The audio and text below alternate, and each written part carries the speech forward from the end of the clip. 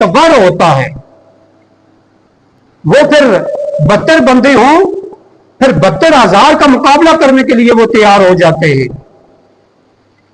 तो हमारे लिए क्या सबक है?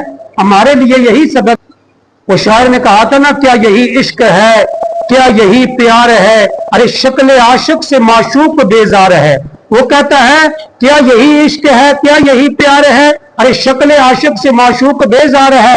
तू कहता है मैं नबी से बड़ी मोहब्बत करने वाला हूं, मुझे नबी से तो बड़ा प्यार है, बड़ी मोहब्बत करने वाला है। तू तो एक दावे करता है।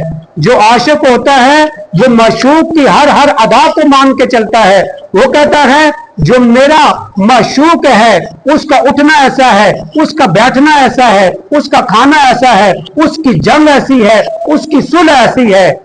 तो आशिक तो हर हर अदा को मान के चलता है। वो कहता है तू कैसा आशिक रसूल है, क्या यही इश्क है, क्या यही प्यार है, अरे शक्ल आशिक से माशूक बेजार है। वो कहता है मेरे नबी के चेहरे पे तो दाढ़ी थी, तेरे चेहरे पे तो दाढ़ी नहीं है, तू कैसा आशिक रसूल है, शक्ल आशिक से माशूक बेजार है। आशिक तो अपने माशूक है।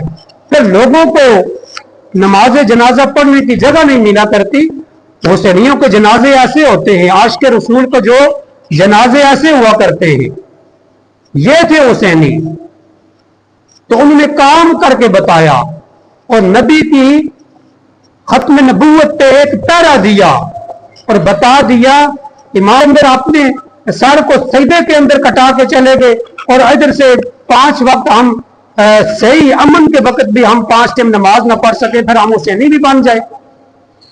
फिर 10 मुहर्रम उल हराम को हम सिर्फ एक और पूरे मुहर्रम उल हराम को एक काला लिबास हम लगा ले और हम कहें जी हमें बड़ा गम है, तो हम हुसैनी पर इसके ऊपर अमल करना होगा, तब मुसलमानों को उरूज और तरक्की करता।